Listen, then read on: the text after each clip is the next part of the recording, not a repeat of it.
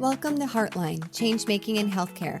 I'm your host, Dr. Andrea Austin, a board-certified emergency physician, physician development coach, and educator. After years on the front lines, I've learned that real change in healthcare starts within. Each episode invites you to explore the inner work that unlocks clarity and bold leadership, because healing systems through changemaking begins with following our heartlines. I am thrilled today to have Dr. Saidie Rodriguez with me. She is a physician, speaker, and coach who helps high-achieving women move from performance to presence. She blends evidence-informed tools with the intuitive arts, and she supports accomplished women in cultivating self-trust, authentic expression, and a life that feels as meaningful on the inside as it looks on paper. You are in the right place. Welcome, Sadie. Thank you so much. I'm so happy to be here with you in this beautiful community that you're serving and leading and shaping. Thank you. It's a true privilege and honor. It feels like a real full circle moment for me because the OG listeners on the podcast may remember that we started off really focused on women physicians in particular. And that was the first couple of seasons of episodes. And it was more in the last year and a half that we branched out, and I wanted to extend the conversation to healthcare professionals of all genders and have these larger conversations. But in that transformation, I said along the way, women are still at the heart of this podcast, and women were included in the way our healthcare system was set up. It wasn't designed for the patients or for the women working in it. And so that's maybe an interesting place to start because it kind of intersects with the work that you do and with the new focus of the podcast. So I guess what's your reaction to that? Bridging a little bit of the individual work that you help women do and the realization that the system we work in wasn't designed for us to thrive or for our patients. Yeah, I think, wow, that's a big question, a humbling question. Hopefully there's so much space for us to also dream and create with that question while acknowledging everything that you so beautifully did, our human experience, the limitations of anything. Doesn't matter what your identifying roles are. I'm sure all of us rub up in some areas of our lives or not against challenges. And what I love about your space is always that constant invitation to deconstruct it and be a part of the reconstruction process. But like zooming out, I feel this collective pulse. I don't know if you feel it as well, especially I'm in a pediatric field, so it's always predominantly female identifying people. But even beyond that, it's like I feel this pulse within humanity of women taking up more space, speaking up more, creating more. Now, in our generation, how many more women now are at leadership positions? And we get the chance, the opportunity to ask that exact question, Andrea, the way that you asked it. Where is there room in here to create in a different way, to look at it with fresh eyes, to bring a different perspective, to elevate the voices that maybe weren't always elevated? And not only in a gender identifying way, I hope that we can expand that to all identities. But I think, of course, just like the human experience, it is both poles of the pain and the grief, et cetera, of maybe the way that the system limits. But then also, I think the opportunity to say, how do we want to create this? How can we take ownership, agency, and a part of the reconstruction of it? And I really love your framework. And on the heart of it, I'm more on the self-empowerment side than the organizational empowerment side. And I always think about that. People, groups of people, organizations are just a bunch of people at the end of the day. Yeah. But returning to this question about gender, and what I wanted to celebrate was this idea of, I'm going to call it feminine intelligence, but it's not related to a gender. We all have all the human qualities inside of us. And as you're suggesting, in certain environments, it was predominantly influenced by certain human qualities of planning, execution, strategy, quick action. And I'm not saying they're bad. They're great. They save lives. And how also does it fragment us from the wholeness of ourself? And what I really find so beautiful and life-giving is watching these people, men and women alike, rise to leadership positions and say, wait, where are these other qualities coming into play of communication, collaboration, curiosity, presence as sort of the new leadership superpowers? And I think it's such a beautiful thing to be a part of and to watch. And I find a lot of hope in that. And again, it's not like one side is better than the other. I think we need all of it, and different situations call forward different qualities in us to best serve our patients, our colleagues, our loved ones. But that's how I see in medicine and beyond medicine, particularly women, but also men and women rising to this paradigm of reconstructing culture. I don't know if you've seen anything similar. Absolutely. I definitely think there's a lot more awareness. The sad part is post-COVID, we've actually seen a regression in some of the positive trends that we saw in women's leadership roles expanding. So, I think optimism is we have a lot more women going into medicine. We are still dealing with an issue with getting them up to the next levels. If you're in academics, that it's a big jump from assistant to associate professor. We still don't have enough medical directors. And even weirdly enough, like this is when there's a systems problem, even in the fields of pediatrics and obstetrics and gynecology that are overrepresented with women, we still have more male chairs in those fields. That's when you go, okay, there's a problem here. Even the specialties that have more women, but at least we're talking about it. I just think it's such a weird time because it's 2026. We've made huge leaps. And yet on a societal level, there's been like these weird pockets of regression. Like even if you look at like the trad wife movement, I don't think we've ever talked about it on the podcast. Yeah, I still get people that sometimes say, what is a trad wife? But it's essentially the celebration of the traditional role, which again, I have no problem with any role anybody of any gender wants to have if that's what you want to do. It's about having choice and also having the ability, that phrase, is it Walt Whitman, I contain multitudes, that we can contain multitudes so that you can really celebrate certain roles that you have in your personal or home life and want to have a leadership role and presence in your professional space. So I don't know if any of that makes any sense. Yeah, no, I think it absolutely does. And I think you're just returning it to like, there can be a diversity represented as long as the person gets to choose was the most important way. Can we remove the division amongst us? But I think it's okay. This all sounds beautiful on a podcast. And how do we make it practical? And I think one of your examples I'm still thinking of in a previous discussion that we had was even like simple things like how can we re-look at training? How can we allow top down also there to be permission for flexibility or for different expressions of people's life to be supported? Like, where did these things even come from? We can start with the 5 whys just even with where we are. How come there's that? And how come there's that? And how come there's that? And who gets to make these decisions? And how can we start to not just have the conversation, but start with real belief that we can change things, that we have the ability. I belong in this room where this conversation is happening. Not only do I belong here to have this, I think I can do something about it. And I don't know how long it will take me. It might take me my whole career. It might go past my lifetime. This might be for my grandchildren.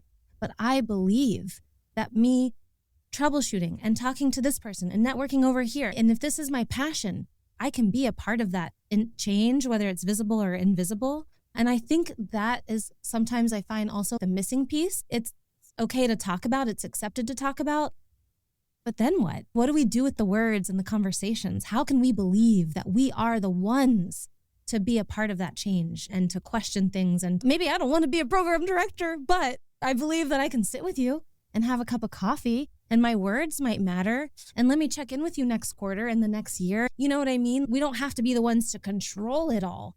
But how can we believe that we are all part of this beautiful ecosystem? And when we show up with our gifts, with our passions, that we actually don't have to solve every problem, because there is this incredible woman, Andrea Austin, on the other side. And I know I trust her 100%. She's going to take care of it. I don't have to now be the program director to do it, but I can talk to her and I can believe that I matter in that conversation, even though ultimately she's the one who signs the paper. Yeah. And I think going back to, even though we're living in this wild moment in human history, what does give me hope, and what is definitely different than when I started in residency 15 years ago, so 10 years since I graduated, 15 since I started in residency, is we have more allies of all genders. I had a great guest on the podcast, Scott Passachow, and he talked about, as a male resident, it angered him that the male residents weren't allowed to have time off to be dads. And he got involved in organized medicine to get the policy changed, I think at the ACGME level. It was like a huge thing that he did. And so that's different, right? It's not just the women talking about this now. And that's the conversation I'm trying to move forward. Is this isn't about what's good for women. It's Right. about what's good for humans. We've created some divisions, and you can even see some of the anger that's happening at the societal level, that men are actually suffering right now and regressing. When you look at Right. men graduating from college, dating, all these other markers of male well-being, they're going down. And when they go down, they start to feel even more anger and lash out at women.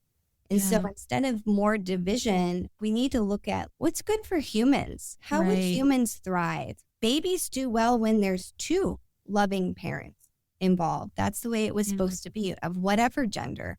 So how do we support both parents being present, not just Yeah. giving moms time off? Yeah, I think that's such a great point. Isn't it Ruth Bader Ginsburg? Wasn't one of her big first cases for fighting for a man's similar, like his childcare rights? Yeah. So that's fascinating and such a good reminder. But yeah, I do think it's really hopeful that we are seeing a lot of positive ally behavior. And I think especially in medicine, I can't say that across the board in all industries right now, but I feel very supported by my male colleagues, at least where I'm at. Yeah. Okay. Ruth Bader Ginsburg's first major gender discrimination case was for a male caregiver who was denied a tax deduction for caring for his mom because he was unmarried.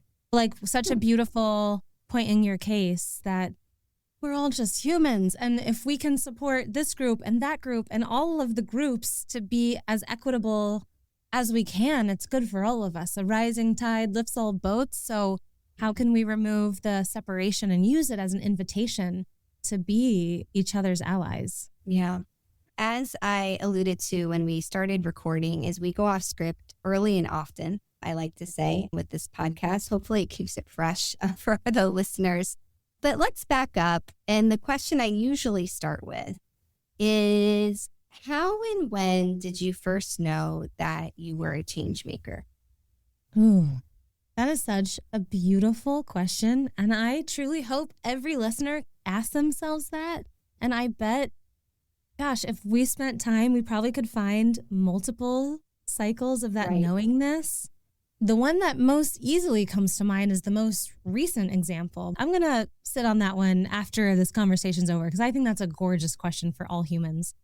I think when in my recent era of returning to self and to authenticity, it was when I was courageous enough, might not be the right word, as it came from pain and fear and loss of self. But when the pain of that was great enough to say, ooh, something's got to change. Maybe it should be this job. Maybe it should be this situation. And this is my origin stories of stumbling onto coaching.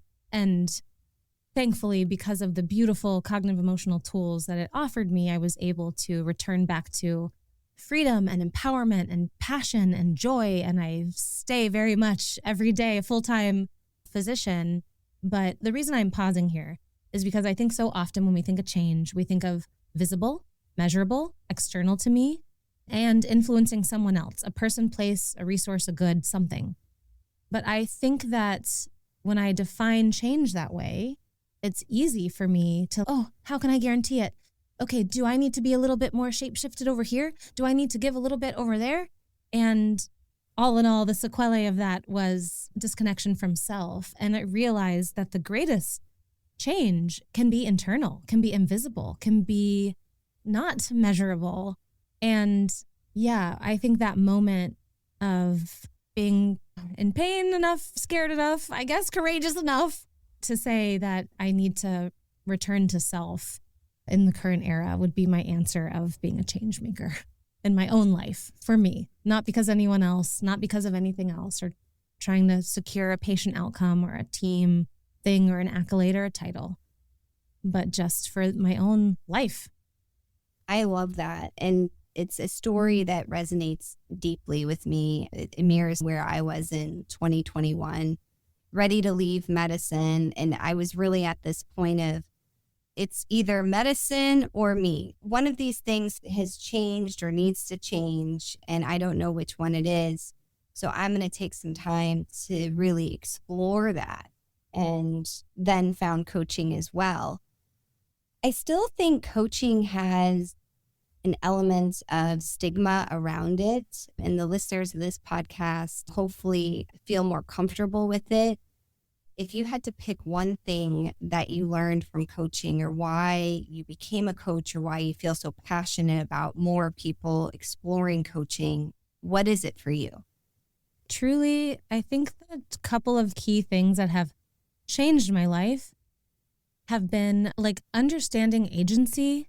Like I used to just feel so at the whim of life and circumstances.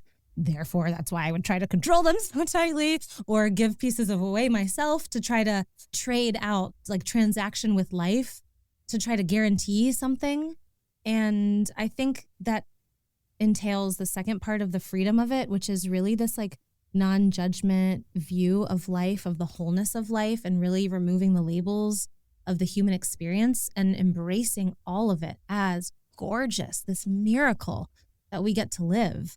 But to get from A to B took many years of practicing non-judgment, practicing being aware of my thoughts, inviting myself into a relationship of myself of why do I think this way? Why do I value being happy or at peace more than being in grief?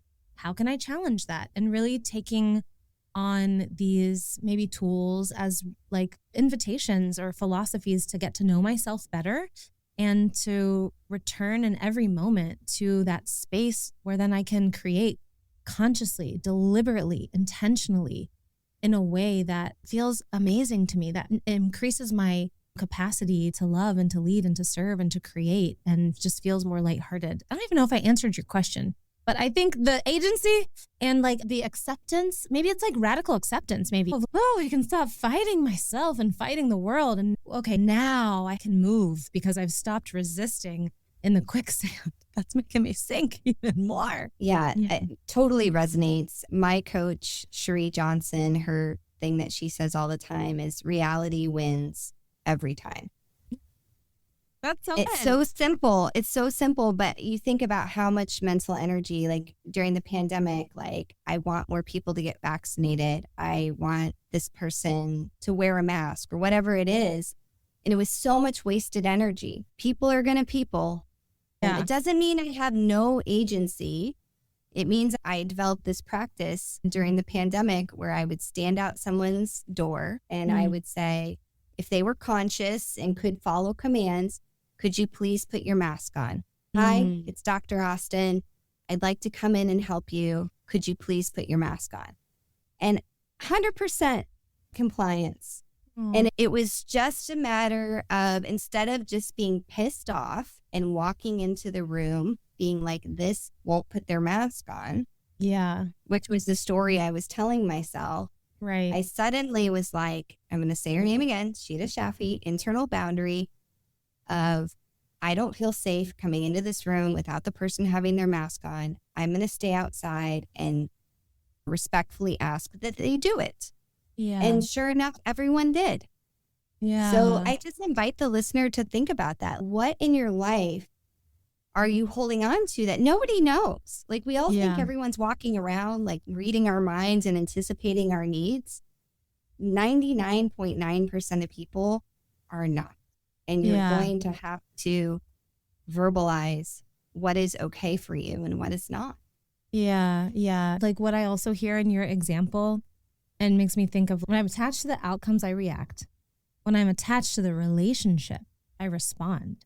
So like in your example, it's like, oh, this is unfair. Why aren't people vaccinated? Why do I have to come to work? It's like these outcomes that I wish I could change. And like, there's no human there. Of course, I'm going to want to react. But when it's like, I care about my health.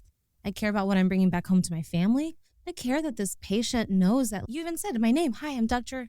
Austin. I care that they know why I'm making this request of them, right? It brings it back to the connection, back to the human on the other end. Like how much more capacity does that allow us to create that space from which we can intentionally respond? And I feel like one of the first aha moments I had when I started coaching in academia was like, oh my gosh, all of these stories, all of these situations, all these things, I think they're really just leading us back to one simple thing, which is this is all just a relationship with ourselves. This is all just relational. Life is relational. Our relationship to emotions, our relationship to the circumstance, our relationship to our thought, our relationship to ourself, our relationship to our identities, our relationship to our roles. And like, even in that example, it just goes back to your relationship with your patient, with your purpose, with yourself, with your loved ones.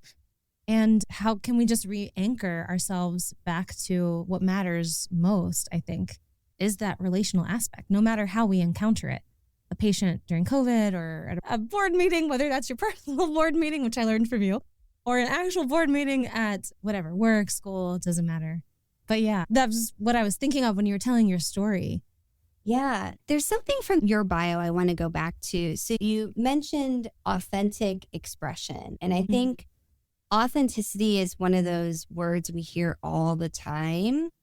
And authenticity is so important to me. And for me, it was one of those things that once I started becoming a more authentic version of myself, I felt better at work. And that sounds very simple, but I really had forsaken myself and had gotten so comfortable masking that I didn't really understand the power of authenticity. So could you give some practical examples of how to channel authenticity? And perhaps it's some of the culture of medicine, the indoctrination that happens, and it's similar to the military, right? We have uniforms, we have these white coats, we have a lot of things that ask us to conform. So what's some of the patterns that you've seen in clients, and how can people begin to unpack their authenticity in a way that is still caring? I think sometimes authenticity becomes like, to be my authentic self, I have to be selfish. So how do you navigate that line of channeling true authenticity and maintaining that relational component as well? Yeah. Oh gosh, this conversation could go in so many directions because I'm sure for each person who has a challenge with being vulnerable and showing themselves, I'm sure there would be so many different answers. So these are the ones that come to mind, just a couple to touch on. I want to talk about self-trust. I want to talk about our brain. And I want to talk about one more that escaped me. Maybe it'll come back. I think the interesting place to start is, why do we have a hard time being ourselves? What is the benefit of conformity, especially in a high stakes environment where you want to do the best for your patients or for your colleagues? And if you see that there's an evidence-based way, a standardized way, a protocolized way, oh my gosh, I would do anything to keep that baby in front of me safe, to keep that family in front of me well served, to help my colleagues. I think it's just something we have to be aware of and conscious of. I don't think it's always like a good or a bad thing. And there's a lot of ways when we are standardized, we help efficiencies and we minimize patient harm, et cetera. And I think that when it comes to the self, then how do I express myself? Maybe I can still on the outside do these best practices, standardized ways. But where now is there a little bit of room within this safety, this container, this structure, to then have a little bit of ease or flow or dynamic, like the way that I approach it or my style or whatever is different, of connecting with this patient, of doing this procedure. And I think that takes, honestly, like a lot of self-trust to go back to in the beginning, because it does feel a lot safer to belong, to know that other people aren't going to judge you. And if they do judge you, at least like you're doing it as quote unquote as you can. And like you're mitigating that social threat, which is so real. And I think that is a multidimensional relationship with ourself, with our mind, with our thoughts, and with our, however you want to put it, your energetic being, your spirit, your gut, like the invisible part of you. I think in that way, I would say, where I want to bring in the mind, one of the practical examples that I used early on, and I still do, is when the inner critic starts to come and don't be too weird. Like speaking of authenticity ourselves, or in your example, selfish or whatever, because the judgments will always come. And I used to think, gosh, I have spent years studying this coaching stuff. Shouldn't I know better? It's like, shouldn't I be able to like Jedi mind trick myself by now? Shouldn't I be able to not react? Shouldn't I not have an inner critic? And there was one point that I finally was just like surrendered to it all and was like, oh my gosh, maybe I'm making this more difficult than it is. You just love me, brain. Oh, this is so simple. You want to keep me alive. Of course, you want me to belong and be safe and be in the cave and be in the tribe. And when it goes off, now it's no longer a judgment of it going off. I just tell it, I love you too. Or you could say whatever you want to it, but it's like a toddler running around, a tantrum, trying to get our attention. And they're running around with a knife. Like, we got to take the knife away, put them in their boundaries, give them a big hug, tell them I love them, but like not judge them for being a toddler who needs attention and supervision. And that was one part of the equation that helped me in building some capacity to be more myself, was just anytime my mind started overthinking it, started criticizing me for it, if I could notice it, I could just tell it, I love you too. And that helped me create the space, break that limbic cycle loop of emotion reaction. And then emotionally, going back to the relationship of self and expanding our capacity to feel all the feelings was like, every time you felt like people were laughing at me for being too bubbly or whatever it was, for being too whatever I had just shown of myself, for being vulnerable, because that feels scary. Any of those emotions, for feeling ashamed, embarrassed, anything that it is. Practicing that relationship to them of processing it, allowing the wave to pass, recentering myself. And even there was sometimes earlier on where I would have to give myself a cue and I would have to say, it's okay for to be wrong about you. And that helped me come back to myself and have my back through it. And you know what? If you're going to have this whole human experience anyways, why are you also giving up like the things that make you sparkly and joyful? You can never escape all the quote unquote, right? The bad stuff, quote unquote, because it's not actually bad. That's part of again, back up to our beliefs and challenging our beliefs. But so it was like a double loss. Okay, I'm going to not be me, but I'm also still going to suffer. I might as well just be me and suffer. So that takes a lot of emotional capacity. And then in whatever other aspect you want to call it, but that thing about each one of us that kind of radiates through, that shines through, I had dimmed that for some time, trying to shape shift my way into safety, not just for me, but for my patients, to make sure I was looking like, talking like everyone else, that I didn't want to harm anybody. And that also, that's the last part I wanted to bring in, is that connection to self. And I think that's where some time and space, and I think you practice this as well away from medicine, and all of the ways that we identify ourselves are beautiful, but also limit us as mom, provider, daughter, sister, physician. Some of this you can do as a practical exercise. Who am I? Why am I here? What did I come to experience this lifetime? And not attaching it to a label, but instead a word. Maybe mine was to love. Like when I dug down deep, it was to be an untethered force of love. That's just what I wanted to experience in this lifetime. And I would say in the past year, I continue to do the practice to create. And I think doing exercises like that help you explore with playful curiosity.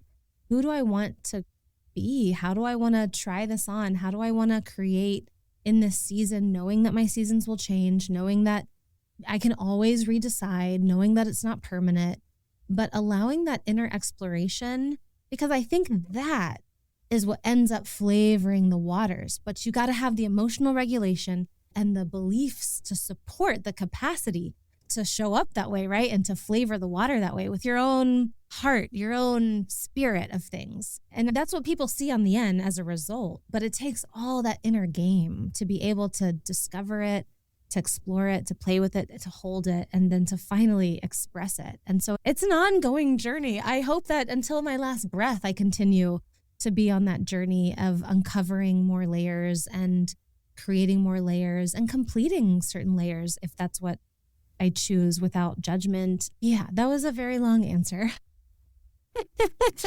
There's so much wonderful stuff in there. And you think back to what are the things that you learned in your life? There was a before and then there was an after. And I think that phrase of let people be wrong about you. And that was such a big transition for me. And I think it happens for people at different points in their life. For me, it was a late 30s thing, that it is okay for somebody to be wrong about you. When you get that, for us as emergency doctors, the email, the sepsis email, that it's a sepsis fallout, and you get it and you're like, I did the right thing for the patient. They really didn't need 30 ml per kg bolus. And this person that sent this email thinks maybe I'm a bad doctor because I didn't, quote, do this. It's okay for somebody to be wrong about you. And sure, maybe you have to reply to the email. Maybe you have to amend your chart. And maybe there's no good outcome. Maybe it truly is just a fallout. And that was such a big moment for me, that I don't have to respond to everything. I don't have to manage everyone's thoughts about, I literally can't manage their thoughts. Now, sure, there's certain things that I could do that influence, but I can't change anyone's thoughts about me. Yeah. And my goodness, what a relief. I have enough jobs than managing what people think about me. Is so true. And I think too, and like another belief to play with in that meaning making, but instead of meaning making about them, meaning making about ourselves, is anytime that someone, let's say, would judge you or laugh at me or something, I would smile to myself and I would say, I must be doing it right. Meaning, if you stand for something, you're going to be polarizing. So there's going to be people who love you and think you have the answer and will follow you. And then there's going to be people who have the exact opposite experience, and maybe you even trigger them. And what an interesting thing, with no curiosity other than to say, I must be standing for something. Maybe in this example, it's our authentic expression, whether that's a certain way that I talk to patients, whether that's a certain way that I run my team, whether that's a certain way that I come to patient management conference and challenge the system. And everyone knows, oh gosh, she always does it like that. But also there's signal there. There's signal that you are standing for something, that you're doing something. So you must be doing it. I don't want to say, again, because there's labels of right and wrong, but we'll use whatever language you want. But as another opportunity for our meaning making to do it in a way that supports us. Oh, I must have been myself today if I elicited a reaction, whether it's quote unquote good or bad. But again, that goes back to having your own back through it and not wanting to just be so plain and vanilla that you never get a reaction. And that's okay too. And I don't want for people to think that they have to always be polarizing. Of course, if you are in a season where it's volatile and you need just to be centered and safe and shut parts off of you off for a season so you can get through and you can heal and all of that, as long as it's from what you want, not because you believe you have to. I love that. And for many of the listeners, I think I have more mid-career listeners, but really this can happen at any phase of your career. The second you begin to have some power, and maybe that comes from a title, maybe it comes through influence, but especially for people that are beginning to ascend, and it's a lot of the people listening here that are change makers, you have to start to ask yourself, what's the point? I get to swear on this podcast. Yeah. What's the point? What's the Yes. point of having the title of program director, or medical director, or chair, or this or that, if you aren't authentic and you don't stand for something? And Yeah. probably one of the most polarizing women of all time is Hillary Clinton. And there's this great book that was written by her communications director. I think it's called Dear Madam President. And she wrote it to the next woman who runs for president, which it was written before Kamala ran. It's a must read for, I think, all women. And one of the phrases in that book that they used during Hillary's campaign was draw fire and move forward. And I sometimes think of that. There are times where I know I'm going to have to stir up some stuff, and it's going to be a draw fire, move forward situation. And not everyone's going to be happy at the end. And I think about it a lot in the emergency department, but really any clinical environment is complex as hell right now. Right. Everything is so complex. So on any given day, is everyone happy at the end of it? Is the patient, is the family, is the nurse, is the 10 different consultants that have chimed in, is everyone in an equipoise at every moment? No. It's so true. No. So once you start to unlock that self-trust, it's so amazing. And not that I have it every day, but the days that you actually have it and you can actually be like, I have compassion that this person is suffering right now and they're upset with me or with the situation. And I trust myself that I did the best that I could here. And that I'm still trying to maintain this relationship in whatever capacity we can. Yeah. Oh, there's so many little things I want to say to that, because it's true. In the pursuit of the greater, the system, the team, whatever, it's true. Sometimes I think we believe that we all have to be the same. Nature is so diverse. We don't need all the same plants. A symphony has so many different instruments. It's not, we need that diversity. We need that tension. We need the conflict, even. The conflict is required, but the combat might be optional. It's how do we approach the conflict with curiosity and with connection and with everything that we're returning to, with the self-trust, with being okay in ourselves enough that we can see the other person more clearly. We wouldn't want the nature to be all the same species. We need the cycles and the degradation, and sometimes we need to burn the soil to re-nurture it. And same with the symphony, like the silence in the music and all of the different notes. It's not that we all have to be the same note all the same time. That would be so flat. No one would find art in that. It wouldn't move you. You wouldn't create anything with it. And so I think similarly, when we get in these relational environments with our patients, with our teams, with our hospital systems, I think sometimes we want to immediately judge that because someone is polarizing, that's a bad thing or that's destructive. But it's just, everything is simply a container through which to know ourselves, through which to relate to each other and our life. And what a beautiful opportunity then really to practice everything that you teach: curiosity and questioning and intentionality and self-trust and self-love. Because I will say the one most surprising gift that when I started practicing curiosity to myself, I never thought that I would be more curious with the person in front of me. I already thought I was a kind person, a loving person, but how much did it remove the comparison, the competition, the need to be right? I didn't need to be right. I could be free. I could be connected. I could be creative. I could celebrate the person in front of me without believing that it took away something from me.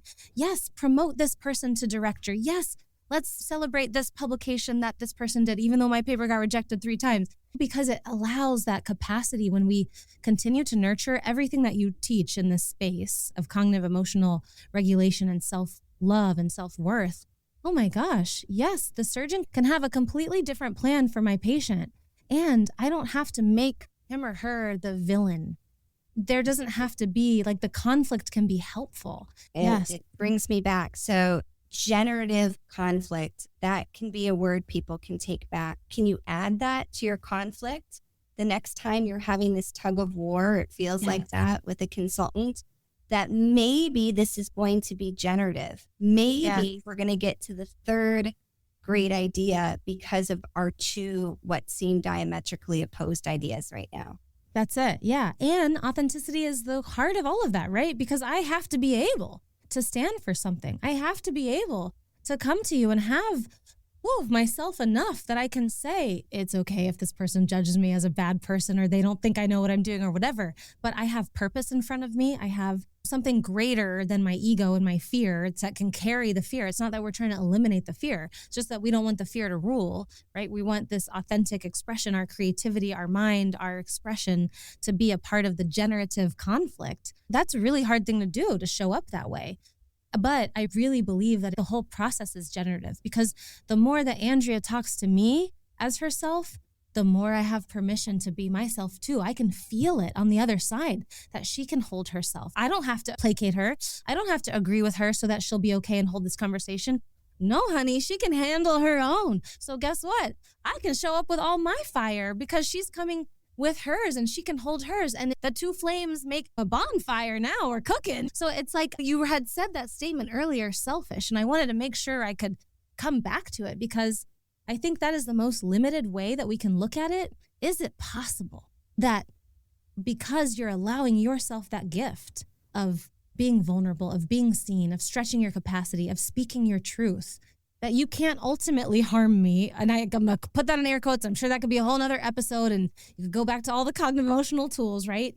But if I have my own agency and you have yours, and I have my emotional regulation and you have yours, is it possible that it is maybe you are full of self in a radiant way, in a way that allows me to be full of self? And now we got something incredible going on in between us in a way that serves not just me and my ability to show up, but now it's serving the person in front of me. Now it's serving this problem in front of me. Now it's serving the system that we got to fix, or the education system that we are both a part of. And I know we're coming on time. I just wanted to bring that in because I think in the last couple of years when I've really allowed myself to just go for it and just be weird and be laughed at and be whatever, yes, immediately it gave me the freedom and permission. But I was so surprised later, a year or 2 years later, you get your annual review and the person sits you down like, oh, did you know people have now turned you into a phrase? What would Sadie do in this situation or whatever? And oh my gosh, I wasn't trying to influence anyone. I wasn't trying to change the culture to be more compassionate or to be more loving or to be more whatever. But man, I guess how can you not, when you see someone in front of you, be permission to be themselves? Of course, it radiates in the field around them. Of course, we are co-creating this ecosystem, and you and your participation or your lack thereof contributes.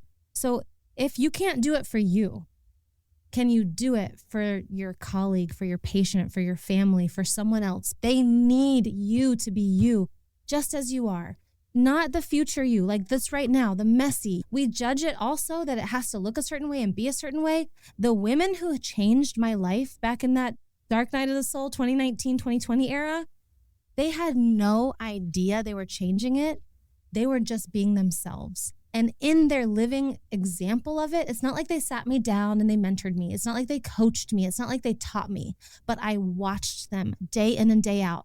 Advocate like fire, one of them. The other one, be so dedicated to clinical excellence and research. Another one who was just joyful in the midst of a stressful ICU unit. And they just being themselves, they were my beacons of light. And I share that story so much over and over. I return to it because it's a reminder that no matter what you judge, that your life isn't perfect or you haven't done it right, said it right, someone is watching you. And you are hope to someone.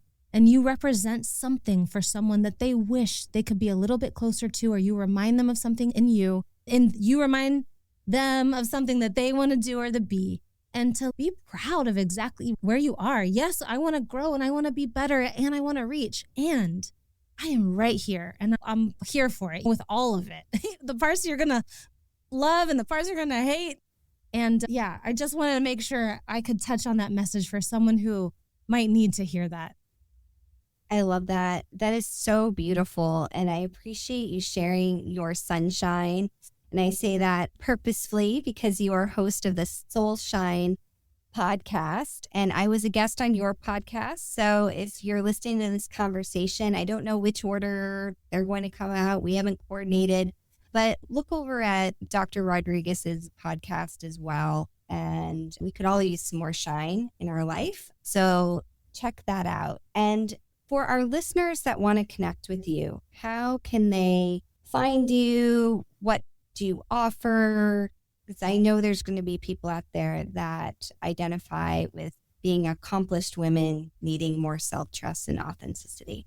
Yes. Thank you. It would be an honor to walk with anyone. I have a little gift you can start with. It's at www.soulshine.global/podcast gift, all one word.